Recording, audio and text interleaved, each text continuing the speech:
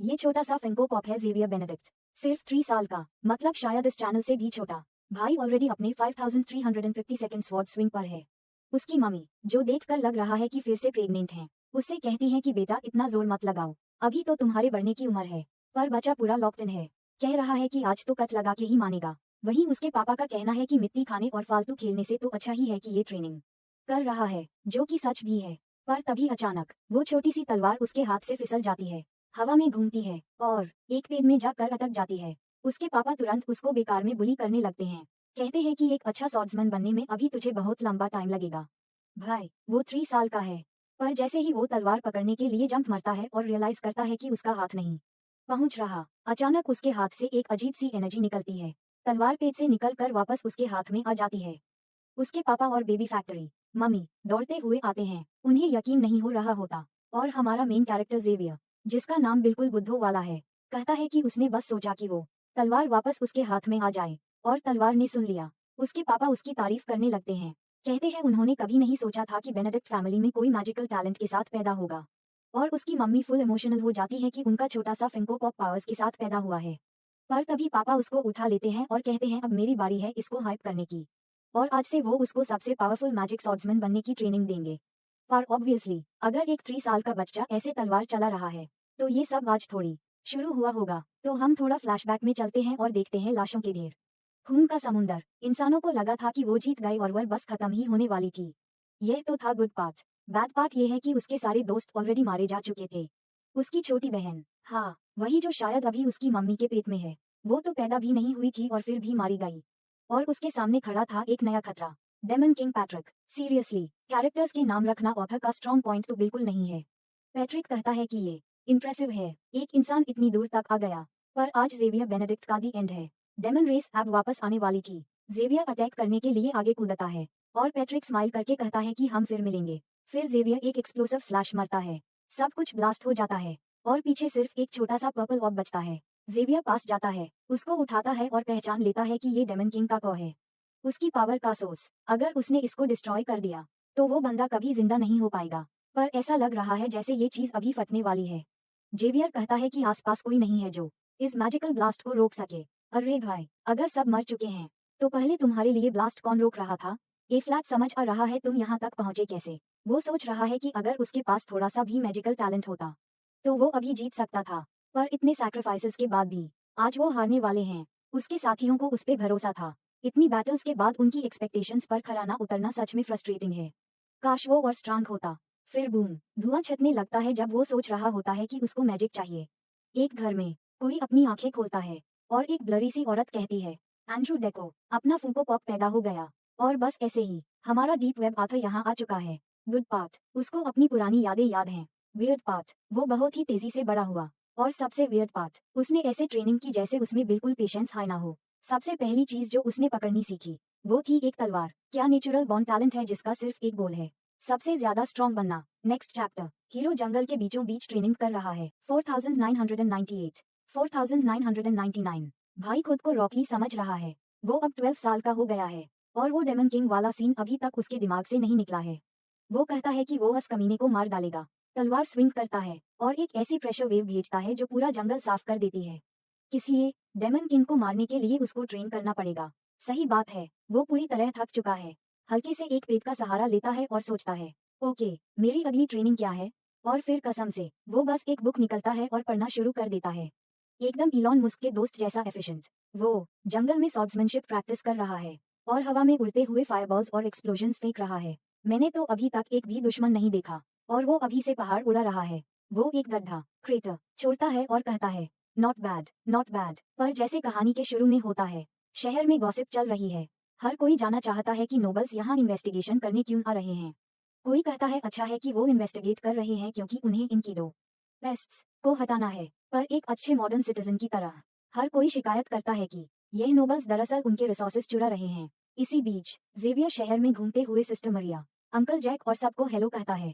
जहाँ तक उसको पता है, शहर को काउंट जिम क्लाउस चलता है।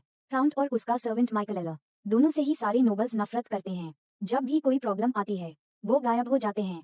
वो ऐसे लोग हैं जो एम्पायर को कभी भी धोखा दे सकते हैं और पैसों के लिए कुछ भी बेच सकते हैं। अपनी पिछली जिंदगी में भी इंसानियत ने ऐसे ही धोखेबाज नोबल्स की वजह से सफर किया था। अचानक एक घोड़ा एक बूढ़े आदमी के सेब एप्पल्स गिरा देता है। बूढ़ा आदमी उन्हें उठाने के लिए झुकता है और एक बंदा अचानक अपना कोड़ा whip निकल कर उसको मार देता है। जेवियर गुस्से से ऐसे घूरता है जैसे किसी की जान ले लेगा, क्योंकि नोबल्स अपनी ग्रैंड एंट्री मारने के लिए सबको रास्ते से हटा रहे हैं। और उनके बीच में है नक्लाउस, एक 10 साल का नोबल, जो कॉमनर्स से कह रहा है कि उन्हें एंटरटेन करें। वो साइड में देखता है तो उसको एक छोटी सी लड़की दिखती है। ठीक है कि ये खुद भी 10 साल का है, पर इस बच्चे के दिमाग में चल क्या रहा है। वो उठता है और चल कर वहां जाता है। ऐसा लग रहा है कि वो कोई लफड़ा करने वाला है। वो कुछ ब्रेड उठाता है और पूछता है, कितने की? बुद्धि औरत प्रॉब्लम अवॉइड करने के लिए कहती है, नहीं नहीं, पैसे की जरूरत नहीं है, तुम रख लो, मेरी सारी ब्रेड ले लो। पर उसके दिमाग में पक्का कुछ चल रहा है। वो अपनी पॉकेट में हाथ डालता है, कहता है कि उसको शहर के रूल्स फॉलो करने हैं। 3 गोल्ड कॉइन्स नीचे फेंकता है और छुट्टा चेंज मांगता है। हाँ, वो चेंज के बदले में यूएस लड़की को मांगने वाला है। बिल्कुल नहीं, बुद्धि औरत कहती है कि उसके पास इतने पैसों का छुट्टा नहीं है। और वो वही करता है जो तुम सोच रहे हो। वो कहता है कि वो छुट्टा के रूप में यूएस लड़की को दे सकती है। लोग सोच रहे हैं कि इस बेचारी लड़की की लाइफ अब खराब होने वाली है। और सच कहो तो ऐसा लग रहा है जैसे ऑथर भूल गया है कि ये छोटा नोबल अभी सिर्फ 10 साल का है। अच्छा हुआ जो हमारा हीरो उसको जेल जाने से बचाने वाला है, या सीधा नरक भेजने वाला है, क्योंकि उसका हाथ ऑलरेडी अपनी तलवार पर जा रहा है। पर नहीं, वो तलवार वापस रखता है और सोचता है, फिलहाल वो लोगों का ध्यान अपनी तरफ नहीं खींच सकता क्योंकि उसके पास एक ज्यादा इंपॉर्टेंट मिशन है।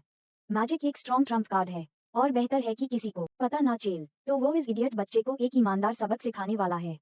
एक छत के ऊपर जाकर वो कहता है कि ये जगह ठीक है, अगर किसी को नोटिस हो भी गया कि अटैक कहाँ से आया, तो उन्हें उसको ढूंढने का टाइम नहीं मिलेगा। नीचे क्लॉस पूछ रहा है कि क्या वो लोग उससे डरते हैं। उसने सही कीमत चुकाई है, और वो कोई रैंडम क्रिमिनल नहीं है। वो छोटा सा डिमेंटर वाला हाथ उस लड़की की तरफ बढ़ता है। तभी अचानक उसके चारों तरफ पानी लिपट जाता है। वो डूबने लगता है। उसके आदमी अपने छोटे मालिक के लिए चिल्लाते हैं और पूछते हैं कि क्या हो रहा है, पर कोई यूएस तक पहुंच नहीं पाता। बच्चा ऑलमोस्ट बेहोश होने वाला है, जबकि वो छोटी लड़की दूर से जेवियर को मैजिक कास्ट करते हुए देख लेती है। वो डिसाइड करती है कि वो वैसे एक्ट करेगी जैसे उसने कुछ देखा ही नहीं, और ऐसा लग रहा है जैसे जेवियर ने उस बच्चे को पूरे मिनट के लिए डूबने छोड़ दिया है, और वो अभी भी मर नहीं रहा। तब अचानक मिस्टर हैबश नाम का एक बंदा आता है और घूरता है। वो अपनी स्टाफ छड़ी आगे करता है और मैजिक को कैंसिल कर देता है। वो घटिया नोबल कचरे की तरह जमीन पर गिर पड़ता है। तो हाँ, कोई ताकतवर इंसान अभी यहाँ आया है। मिस्टर हबुश अपनी स्टाफ घूमता है और स्पेल तोड़ देता है, पर तभी अटैक उसकी तरफ मुड़ जाता है। लेकिन वो अपनी स्टाफ को जमीन पर पटकता है और एक गोल्डन ऑरा रिलीज करता है जो जेवियर को भी चौंका देता है। वो बंदा एक सेकंड के लिए रुकता है, और ऐसा लगता है जैसे उसने सीधा जेवियर की डायरेक्शन में देखा हो। फिर जेवियर वहां से गायब हो जाता है। सोल्जर्स कहते हैं कि नोबल को डॉक्टर के पास ले चलो, पर वो सबको धक्का देकर कहता है, बिल्कुल नहीं। वो तुरंत लड़की को ऑर्डर देता है कि कन्फेस करे कि उसने मैजिक यूज किया, क्योंकि अब वो जेल जाने वाली है। ऑब्वियसली माँ और बेटी कहती हैं कि उन्हें मैजिक यूज करना बिल्कुल नहीं आता। वो बच्चा पंच मरने आगे बढ़ता है, पर तभी हबुश उसको पीछे खींचता है और इमार क्लाउस से कहता है कि ऐसा बिहेव ना करना ही बेहतर है, क्योंकि ये उनके घराने को शोभा नहीं देता। क्लाउस प्रोफेसर को रुकने के लिए कहता है, पर हबुश वार्निंग देता है कि काउंट को ये सिचुएशन बिल्कुल पसंद नहीं आएगी। लगता है काउंट कोई अच्छा इंसान नहीं है, क्योंकि बच्चा तुरंत पैनिक कर जाता है और माफी मांगता है। वो वहां से जाने लगते हैं, पर क्लॉस कहता है कि बात यहाँ खत्म नहीं होगी। सीन कट होता है बेनेडिक्ट हाउस पर, जहाँ फिंको पॉप पाखंडों की तरह खा रहा है। पेरेंट्स अन नोबल्स के बारे में बात कर रहे हैं जो साल भर का टैक्स कलेक्ट करने आए हैं। मम्मी शहर में चल रही अस रूमर अफवाह के बारे में बताती है कि किसी ने यंग एयर पर अटैक किया। पापा हेस्ट हैं और कहते हैं कि वो पक्का इसी का लायक था। फिर हेलेना, जो हीरो की बहन है, कहती है कि उसने सुना है कि वो एक वाटर मेज था। मतलब क्या वो उसका भाई हो सकता है जो ठीक वही बैठा है? वो खांसता है और कहता है, नहीं, जैसे कि वो इतना रिस्की काम करेगा। वो तो हमेशा की तरह जंगल में ट्रेनिंग कर रहा था। मम्मी हेलेना को कहती है कि कहानियां बनाना बैंड करे और जाकर पढ़ाई करे, जैसे कि ये उसका भाई हो सकता है। पर हेलेना थक चुकी है। वो मैजिक प्रैक्टिस करना चाहती है, ना कि वहाँ बैठकर पढ़ाई करना। इसी बीच पापा को खाना खाने में स्ट्रगल हो रहा है। वो कह रहे हैं कि जब भी टैक्स कलेक्शन का सीजन आता है तो बहुत मुश्किल होती है। मम्मी कहती है कि उन्हें शुक्र मनाना चाहिए कि एक बार टैक्स पे करने के बाद ये लोग पूरे साल के लिए गायब हो जाते हैं। बस 2 और दिन की झिक-झिक। वो बच्चे को खाना देती हैं, और पापा जेवियर से पूछते हैं कि क्या उसको एक ट्रेनिंग सेशन करना है। तो जेवियर माना कर देता है, और पापा कहते हैं कि वो एक बहुत बड़ा चांस मिस कर रहा है एक फेमस स्वॉर्ड्समैन के साथ ट्रेन करने का जो पता नहीं कितने बैटलफील्ड्स पर जा चुका है। पर जेवियर बस खड़ा होता है और कहता है कि उसको बाद में कुछ काम है, तो वो लोग किसी और टाइम ट्रेन करेंगे। और वैसे भी उसके पापा को अपने दिमाग की ट्रेनिंग करनी चाहिए। सिर्फ बॉडी की नहीं, भाई अपने ही 12 साल के बेटे से मुफ्त में बेवकूफ सुनना सच में वाइल्ड है। उसकी बहन उसके साथ ट्रेनिंग करने जाना चाहती है, पर वो उसको वापस पढ़ाई करने और कुछ पोशंस और हर्ब्स बनाने को कहता है, ताकि जब उसको चोट लगे तो वो यूएसपी डिपेंड कर सके, क्योंकि उसके पास सच में पोशन बनाने का टैलेंट था। उसकी पिछली जिंदगी में 16 साल की उम्र तक वो ऑलरेडी टॉप प्रोड्यूसर्स में से एक थी, पर जब जेवियर 2 साल के लिए फ्रंट लाइंस पर डीमन से लड़ने में फंसा रह गया, तो उनमें से कुछ ने घर पर अटैक कर दिया और वो मारी गई। ठीक उसी टाइम जब वो ओलादो के जहर के लिए एक पोशन बनाने वाली थी, एक ऐसी बीमारी जिसने एक पैंडेमिक फैलाया और कैसल ऑफ बोन्स की 1/3 1/3 रोड पॉपुलेशन को मार डाला। इसीलिए इस लाइफ में उसको हर हाल में प्रोटेक्ट करना होगा। वापस शहर में अस इडियट क्लाउस के मुंह पर एक थप्पड़ पड़ता है। यह उसका बाप है, जिसको किसी चीज की परवाह नहीं है। वो उसको मारता है और चुप रहने को कहता है। वो पूछता है कि क्या ये सच है कि उसने मिस्टर हबुश के साथ बदतमीजी की। क्लाउस बहुत गुस्से में है। रुको, मेरे पापा मुझे एक बॉडीगार्ड की वजह से मार रहे हैं। पर वो बुढ़ा बस इतना कहता है कि उसका बेटा सच में एक कलंक, डिस्ग्रेस है। उसको समझ नहीं आता कि खुद को मेंटेन रखने और नोबल बनने के लिए क्या करना पड़ता है। बच्चा कहता है कि इससे कोई फर्क नहीं पड़ता, उसके पास बहुत सारे बॉडीगार्ड्स और बहुत सारी प्रिविलेजेस हैं। पर उसका बाप उसको इडियट कहता है। नोबल पावर मिलिट्री स्ट्रेंथ से आती है, और हबुश एक अर्चमेज है, क्लाउस फैमिली में सबसे स्ट्रॉन्ग। वही असली गार्डियन है जिसने उनको इस पोजीशन पर रखा हुआ है, ना कि उसके बेटे जैसे घटिया कचरे ने। ए फ्लैट समझ में आता है कि क्लॉस का दिमाग इतना खराब क्यों है, क्योंकि उसका बाप हद से ज्यादा टॉक्सिक है, और वो यहाँ तक कह देता है कि एक बेटे को हमेशा रिप्लेस किया जा सकता है। बस किसी और औरत को प्रेग्नेंट कर दो और बात खत्म, एक नया बच्चा पैदा हो जाएगा। क्लाउस रोते हुए वहां से भाग जाता है। हाँ यार, ऐसे बाप के साथ तुम नॉर्मल बच्चे तो बिल्कुल नहीं बन सकते। बाप कहता है ठीक है, लड़का इन बातों पर गौर करेगा। बच्चा वहाँ शहर में है, पूरी तरह टूट चुका है। सोच रहा है कि उसका मनहूस बाप उसकी जगह एक नौकर का साइड कैसे ले सकता है। और ये सब यूएस कमीने की गलती है जिसने यूएसपीई मैजिक यूज किया। जब उसको पता चलेगा कि वो कौन था, तो वो इंसान इसकी कीमत चुकाएगा। इसी बीच शहर के दूसरे हिस्से में एक पेड़ के पास ऑरेंज आसमान के नीचे वही क्यूट सी छोटी लड़की खड़ी है। यह सेसली है, हमारे हीरो की दोस्त। वो पूछता है कि क्या उसको कुछ चाहिए, और वो पहले जो हुआ उसके लिए उसको थैंक्स कहती है। वो थोड़ा ऑकवर्ड हो जाता है, जैसे थैंक्स किस बात का, मैंने तो कुछ किया ही नहीं। पर वो कहती है कि ठीक है, और उसको कुछ छोटे फ्रूट्स पकड़ा देती है।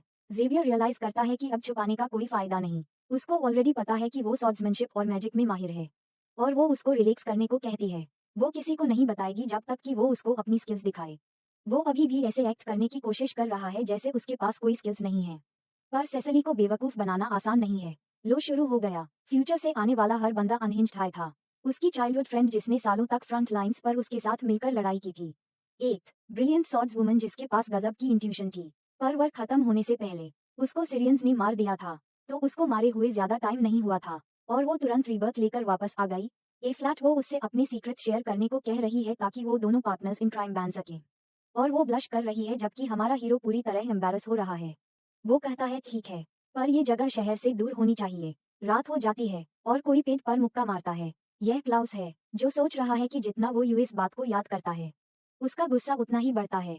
वो पिदू इतना स्ट्रॉन्ग तो नहीं हो सकता, तो उसका बाप यूएस दूसरे बंदे को एडवांटेज क्यों दे रहा है। ऑफ कोर्स उसके हाथ में दर्द हो रहा है। वो बस एक बच्चा है, उसने कभी तलवार नहीं पकड़ी, जिंदगी में एक सेकंड के लिए भी ट्रेनिंग नहीं की, और क्लॉस बस वहाँ खड़ा गुस्से में भड़क रहा है, और अपने ही बाप को गालियां दे रहा है क्योंकि उसने उसकी वैल्यू नहीं समझी। तभी अचानक उसकी पीठ पर कोई पैर रखता है। एक बड़ी बड़ी आंखों वाला फॉरेस्ट वॉलॉक उसकी बैंड बजाने के लिए ऑलरेडी आ चुका है। बच्चा पलट कर देखता है, पर वो चीज उसको मौत के घाट उतरने ही वाली होती है, और वो एक नो के इडियट की तरह मुंह के बाल मिट्टी में गिर पड़ता है। फिर वो पलटता है और देखता है कि उसके ठीक सामने एक बड़ा सा मॉन्स्टर खड़ा है जिसकी राल ड्रूल टपक रही है। वो बच्चा मदद के लिए भीख मांग रहा है, सोच रहा है कि आसपास कोई है क्यों नहीं। तभी अचानक कोई उसका कॉलर पकड़कर उसको जोर से धक्का देता है। वो सीधा जाकर दीवार से टकराता है। ए फ्लैट हमारा हीरो अस मॉन्स्टर के ठीक सामने फेस टू फेस खड़ा है, और वो बच्चा सोच रहा है, वेट, क्या इस छोटे से बच्चे ने मुझे धक्का दिया। हीरो गुस्से में अपने दांत पीसता है और अस कमीन बीस्ट से कहता है कि वो आज यहाँ से जिंदा वापस नहीं जाएगा, पर अंदर ही अंदर उसको पता है कि वो जंगल के किनारे पर हैं, और ऐसा तो नहीं है कि कोई अचानक से हेल्प करने आ जाएगा। और यही वजह है कि इस क्रिएचर को तो यहाँ होना ही नहीं चाहिए था। एक मॉन्स्टर शहर के इतना करीब क्या कर रहा है। ये तभी पॉसिबल है अगर डेमन रेस ने अपना मूवमेंट फिर से शुरू कर दिया हो। मॉन्स्टर दहड़ता रोज है, कूदता है, और हीरो की तरफ एक जोर का थप्पड़ स्लैप घूमता है। वो पीछे कूद कर डोज करता है। क्रिएचर की राइट साइड स्लिप होता है, और फिर शुरू हो जाती है एक full on dragon ball style की लड़ाई। प्रॉब्लम ये है कि नॉर्मल वेपन्स इन मैजिकल बीस्ट्स को असल में काट नहीं सकते। फिर भी अपनी ट्रेनिंग की वजह से वो पूरी तरह हार नहीं मान रहा, जब तक कि उसकी छाती चेस्ट पर एक जोर की हिट नहीं लगती और वो पीछे गिर जाता है। सेसिली और क्लॉस उसके पीछे खड़े थे, बिल्कुल स्टन्ड। हीरो मैजिक यूज करना चाहता है, पर यूएस अमीर और बिगड़े हुए नोबल के होते हुए वो ऐसा नहीं कर सकता।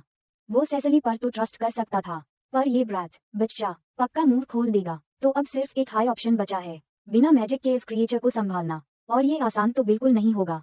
फिर भी वो खुद से कहता है कि उसको डरना नहीं चाहिए। अगर उसको लगता है कि वो हाई डेमन किंग को मरने वाला है, तो वो ऐसी छोटी मोटी चीजों से डर नहीं सकता। वो फिर से अटैक करता है और सोचता है कि इस मॉन्स्टर को खत्म करने के लिए उसको मैजिक की जरूरत नहीं है। भले हाई इस लाइफ में किसी बीस्ट से लड़ने का उसका ये पहला टाइम हो, पर अपनी पिछली जिंदगी में उसने ना जाने ऐसे कितने मॉन्स्टर्स से लड़ाई की थी। वो सीधा भाग कर जाता है और लेफ्ट साइड कट लगाता है और क्रिएचर के आर्म वाह के नीचे से निकल जाता है और सोचता है कि बिना मैजिक के भी उसको पता है कि ये काम कैसे करते हैं। जैसे ही वो आर्म के नीचे से निकलता है, वो एक क्लीन स्लैश मरता है, जमीन फाटते हुए और उसकी चेस्ट को चिरते हुए खून निकलने लगता है और बीस्ट पीछे की तरफ गिर जाता है। क्लाउस शॉक में है, सोच रहा है कि इस बच्चे ने अकेले हाई एक मैजिकल बीस्ट को मार दिया। हीरो थक कर बेहोश होने वाला होता है जब सेसिली उसका नाम पुकार कर हेल्प करने दौड़ती है। वो उठता है और कहता है कि वो बस थोड़ा थका हुआ है, पर चलो कम से कम सब ठीक तो हैं। पर तभी क्लॉस उन दोनों को बुलाता है और पीछे देखने को कहता है। जिस बीस्ट को उसने काटा था, वो ठीक अगले हाई सेकंड वापस खड़ा हो जाता है। हीरो को समझ आ जाता है कि उसके घाव वुंड्स ठीक हो रहे हैं। ये देखकर उसको पता चल जाता है कि कुछ गड़बड़ है। वो सेसिली को धक्का देता है और उसको भागने के लिए कहता है। वो कहती है कि वो उसको अकेला नहीं छोड़ सकती, पर वो चिल्लाता है कि वो सिर्फ उसके लिए एक रुकावट होल्डिंग बैक बन रही है। सेसिली समझ जाती है, क्लॉस का हाथ पकड़ती है और दोनों वहां से भागते हैं। क्लॉस कहता है कि वो इस बच्चे को ऐसे ही मरने के लिए नहीं छोड़ सकते, पर वो कहती है कि उन्हें जाना ही होगा, उन्हें मदद हेल्प बुलानी होगी। भाई कोई चांस हाई नहीं है कि ऑथर क्लाउस को प्रोटैगनिस्ट की पार्टी टीम में घुसाने की कोशिश करेगा। हालांकि ऐसे बाप के होने की वजह से हाँ थोड़ा समझ आता है कि वो ऐसा क्यों है, या शायद नहीं भी, मुझे नहीं पता, तुम ही बताओ। पर वो क्रिएचर हमारे हीरो को इग्नोर करके उन दोनों के पीछे भागने लगता है। वो उस इडियट पर चिल्लाता है और अपनी तलवार उसके सिर पर फेंकता है। पार बीस्ट उसको अपने हाथ से झटक देता है। गुड पार्ट ये है कि तलवार पास में ही गिरती है, तो वो उसको पकड़ने भागता है, ये सोचकर कि अगर वो इस चीज को जंगल के और अंदर तक ले जा सके, तो कम से कम वो मैजिक यूज कर पाएगा। वो उसको अंदर तक खींच लेने में कामयाब हो जाता है और वो सब कुछ तोड़ते हुए उसके पीछे पीछे आता है। एक और टेल विप आती है, एक पेड़ को तोड़ती है और सीधा उसके पीछे आती है। वो पलटता है, ब्लॉक करता है, पेड़ के तने ट्रंक में स्लैश मरता है। फिर एक बड़ी से हाथ की स्विंग आती है, वो तलवार से उसके क्लॉज पंजे के 2 अटैक्स ब्लॉक करता है, पर तीसरा उसको सीधा पच जाता है। वो हवा में उड़ जाता है और एक पेड़ से टकराता है। गुड पार्ट ये है कि अब जब सब जा चुके हैं, वो थियोरेटिकली मैजिक यूज कर सकता है। मॉन्स्टर उसको कटने बाइट के लिए आगे बढ़ता है, पर वो थोड़ी मिट्टी उठाकर उसकी आंख में फेंक देता है, जिसका कोई सेंस नहीं बनता। राइट अस आंख का साइज देखो, मिट्टी उसको कैसे कवर करेगी। पर कुछ भी हो, बीस्ट आधी आंखें बैंड करके अंधासा हो जाता है। वो बस टाइम खराब करने की कोशिश कर रहा है ताकि वो दोनों थोड़ी दूर जा सकें। सीरियसली उसको अभी भी चिंता है कि वो बच्चा उसको मैजिक यूज करते हुए ना देख ले। कम ऑन, बिना मैजिक यूज किए तुम यहाँ मरने वाले हो। एक क्लिफ के किनारे खड़ा है और अभी भी गैम्बल करने की सोच रहा है। उस वक्त उसको समझ आ जाता है कि पीछे जाने का कोई ऑप्शन नहीं है। वो एक बहुत बड़ा फायरबॉल बनाता है जिसमें सच में थोड़ा स्वैग है। वो उसको बेसबॉल पिचर की तरह फेंकता है। वो मॉन्स्टर के सिर के ठीक बीच में लगता है। बूम, जंगल में धमाका, हर जगह धुआं, और हमारा हीरो सेलिब्रेट करने लगता है। फिर नो वे, क्लिफ टूट जाती है और वो गिरने वाला है। अगर वो बेहोश हुआ और जग कर देखा कि वो किसी केव में किसी क्रिएचर के साथ है, तो ऑथर ने सच में हट कर दी होगी। मैं गिर रहा हूँ, नहीं मैं मर कैसे सकता हूँ, ये मेरी सेकंड लाइफ है। ए फ्लैट बचा और इंडिपेंडेंट हो गया है। वो कुछ मैजिक एक्टिवेट करता है, एक सर्कल, और सोचता है कि वो वैसे मरने वाला नहीं है। उधर क्लॉस पीछे मुड़ कर देखता है कि वहाँ क्या चल रहा है। सेसिली जेवियर का नाम जोर से चिल्लाती है और पूरा जंगल उस लाइट के धमाके में गायब हो जाता है। वो प्रार्थना कर रही है कि वो ठीक हो। फिर सीन दिखाता है कि जो मुझे लग रहा है वो फ्यूचर प्रोटैगनिस्ट है, जो क्रेटर के बीचों बीच खड़ा है। ओ नहीं, यह तो वो एज अ किड है, जो अपने पास्ट सेल्फ को देख रहा है। वो अपने उदास चेहरे के साथ देख रहा है क्योंकि हर कोई जमीन पर हमेशा के लिए सो रहा है। बच्चे को एक बार फिर रियलाइज होता है कि उसकी जिंदगी उसकी आंखों के सामने घूम रही है। ऐसा लग रहा है कि वो सच में मर गया है। पूरी जिंदगी डेमन किंग से लड़ने, फिर से पैदा होने, ये दूसरा मौका, सेकंड चांस मिलने के बाद सिर्फ एंड में सब कुछ गलत हो जाने के लिए।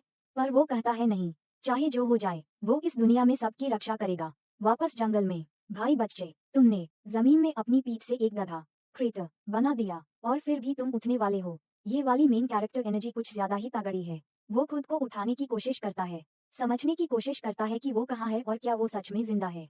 उसका सिर बहुत बुरी तरह फट रहा है और हाँ, उसके पैर से हड्डी बोन बाहर निकल आई है। आर्टिस्ट सच में सेविज हो गया। ऐसे बनाया हुआ ड्राइंग आप आमतौर पर नहीं देखते, पर कोई बात नहीं। हीरो सर्जन मोड में आता है, हड्डी को वापस अंदर धकेलता है और स्किन को बेंड कर देता है।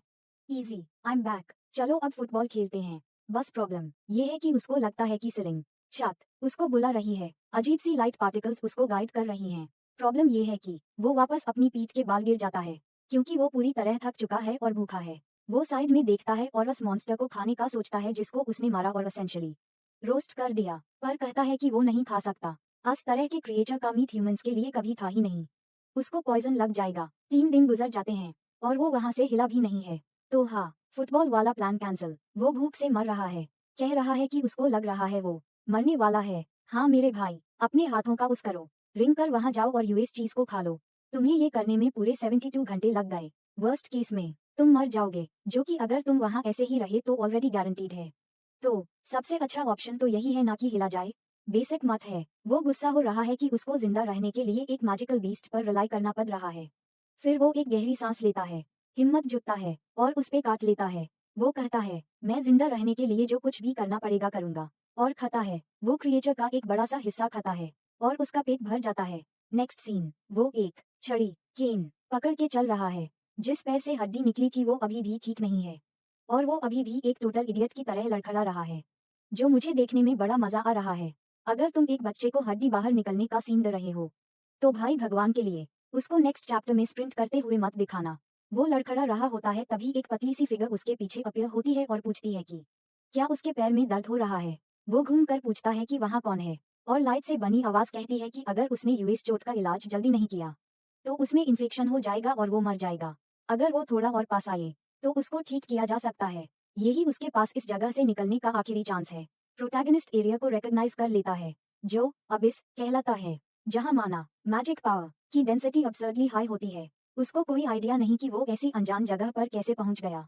वो लाइट उसको बार बार फॉलो करने को कहती है और ये भी कहती है कि अगर वो वहीं रहकर मरना चाहता है तो वो भी ठीक है। वो ऑलरेडी गुस्से में है। उसको यकीन है कि जो भी उसका वेट कर रहा है उसका एटीट्यूड बड़ा ही खराब है, पर वो उस पाथ को फॉलो करता है जहां अजीब एनर्जी उसको गाइड कर रही है। वो झाड़ियों बुशेस के बीच से निकलता है, अपने चेहरे को लाइट से बचता है और सीधा एक पतली स्लेंडर मार्बल स्टैचू से टकराता है। वो पूछता है कि क्या वो उस स्टैचू से बात कर रहा था, और वो कहती है हाँ। वो गॉडेस यूआरडी है, अनटीन गॉडेसेस ऑफ फेट में से एक, जो वर्ल्ड ट्री के रूट्स जडोंग को संभालती हैं। हीरो चौंक जाता है कि सच में गॉड्स एग्जिस्ट करते हैं। सीरियसली बचे, पूरी एक जिंदगी गुजार ली और ये भी नहीं पता चला। फिर उस स्टैचू के पीछे से एनर्जी निकलती है और उसके पैर के आस पास लिपटने लगती है। इंस्टेंटली उसकी बॉडी रिजेनरेट ठीक हो जाती है और हाँ, स्टैचू में जान आ जाती है। ऑब्वियसली उसकी कमर, वेस्ट और चेस्ट के डिफरेंस को देखकर पता चल ही रहा था कि वो काफी पावरफुल होगी। वो उस बच्चे से उसका नाम पूछती है। उसको डाउट होता है कि ये सच में गॉडेस है जिसके पास इतनी पावर हो। उसको उसका नाम कैसे नहीं पता। वो उसको चेहरे पे बहुत सारी बार पोक उंगली करती है और पूछती है कि क्या उसने कभी कहा था कि वो ओमनिसिएंट सर्वज्ञानी है। उसके पास पावर्स हैं, पर उसको सब कुछ नहीं पता। वो ब्लश कर रहा है और पूछता है कि उसको वहाँ क्यों अकेला छोड़ा गया है। फुट गॉडेस कहती है कि ट्री ऑफ लाइफ को पॉइजन कर दिया गया है और तीनों गॉडेसेस में से किसी को नहीं पता कि ऐसा क्यों हुआ है। ए फ्लैट वो फंस चुकी है। मजबूरी में उसको ट्री ऑफ लाइफ के रूट्स को देखना पड़ रहा है ताकि वो पेड़ मारे ना। जब उसकी बहनें आराम से धूप सेक रही हैं और अच्छी जिंदगी जी रही हैं, उसको एक ऐसी तकदीर फेट से बंध दिया गया है जो एक गॉब्लिन से भी बदतर है। हीरो कहता है कि उसने वर्ल्ड ट्री के बारे में सुना है कि ये हेवंस ह्यूमन वर्ल्ड और अंडरवर्ल्ड को कनेक्ट करता है। यह अनंत इटर्निटी का प्रतीक है और लोग कहते हैं कि हर चीज इसी पेड़ की वजह से है। वो कहती है, गुड, कम से कम इसको बेसिक्स तो पता है। वो उसको बताता है कि उसका नाम जेवियर है। इस बीच वो सोच रहा है कि वो बिल्कुल भी नॉर्मल गॉडेस जैसी नहीं लगती, और अगर किसी कहानी में कोई गॉडेस आती है तो ऑब्वियसली वो कोई डील सौदा करेगी। वो एक नटखट मिस्चिवस सा चेहरा बनाती है और कहती है कि अगर वो उसकी हेल्प करे ये पता करने में कि ट्री बीमार क्यों है तो वो उसको अपनी पावर उधार देगी। हीरो को ये थोड़ा अजीब लगता है, क्या एक गॉडेस इस तरह से पावर दे सकती है। और वहाँ आर्टिस्ट ने वो लेजेंडरी लो एंगल बिहाइंड शॉट यूज किया है। वो कहती है कि वो बस इसलिए ऑफर कर रही है क्योंकि उसी पता है कि वहाँ पर किसी और मैजिक सॉर्ड्समैन के आने के चांस बिल्कुल ना के बराबर हैं। वो चौंक जाता है कि उसे ये बात पहले से पता है। वो कहती है कि जब उसने उसकी बॉडी को एनालाइज किया था तभी ये क्लियर हो गया था। प्लस वो वहां पर 26 सालों से फंसी हुई है, तो वो बोर हो गई है। अगर वो उसी वहां से निकलने में हेल्प करेगा तो उनकी डील पक्की। हीरो उसके 26 साल तक फंसे रहने के बारे में सोचता है। उसने अपनी पिछली जिंदगी में इस तरह का वक्त जिया था। फिर वो पूछती है कि क्या सच में ये उसकी दूसरी सेकंड लाइफ है। वो उसके अंदर बहुत ज्यादा रिजेंटमेंट, नाराजगी और डिस्पेयर, निराशा फील कर सकती है एक ही बॉडी में, जो काफी अजीब है। प्रॉब्लम ये है कि इन फीलिंग्स को कैरी करने वाला इंसान उसकी पावर को प्रॉपर्ली यूज नहीं कर पाएगा। वो पूरी तरह शॉक्ड है और पूछता है कि उसी दूसरी लाइफ के बारे में कैसे पता है। वो कहती है कि एक बच्चे की आत्मा सोल देखना बेहद आसान काम है। हीरो गुस्से में आ जाता है और ऑनेस्टली ठीक भी है। अगर गॉड्स एग्जिस्ट करते हैं तो उन्होंने इंसानों को ऐसे क्यों मरने दिया। वो कहती है कि कोई ऐसी चीज नहीं होती जिसको सुपीरियर रेस बोला जाए। गॉड्स, डीमंस, ह्यूमन स्पिरिट सब बराबर हैं जब तुम पूरी रेस को देखते हो। हाँ, ये बात सच है कि कुछ समय पहले तक गॉड्स इंसानों की मदद करते थे, पर इससे कोई भी रेस वीक, कमजोर होती है। उसे ये समझना चाहिए कि अगर इंसानों की मदद हुई होती तो भी आज वो अपने आप को डिफेंड बैचअप नहीं कर पाते। उसी किसी और को ब्लेम करने की जगह अपने लोगों को बचाने की रिस्पॉन्सिबिलिटी लेनी चाहिए। हाँ भाई, फुट गॉडेस से मुझे दत्तपद गई। नेक्स्ट सीन, वो एक लाइट की बॉल बनाती है और कहती है कि अभी के लिए बस इतना ही। वो अपनी दुनिया वर्ल्ड में वापस जा सकता है, पर वो यूएसईवाई वार्निंग देती है कि उसकी पावर को मास्टर करना आसान नहीं होगा और सैडली उसके पास उसे सिखाने के लिए टाइम नहीं है। अस लाइट के अंदर वो बेसिक नॉलेज है जो उसको खुद चीजों को मैनेज करने के लिए चाहिए होगी।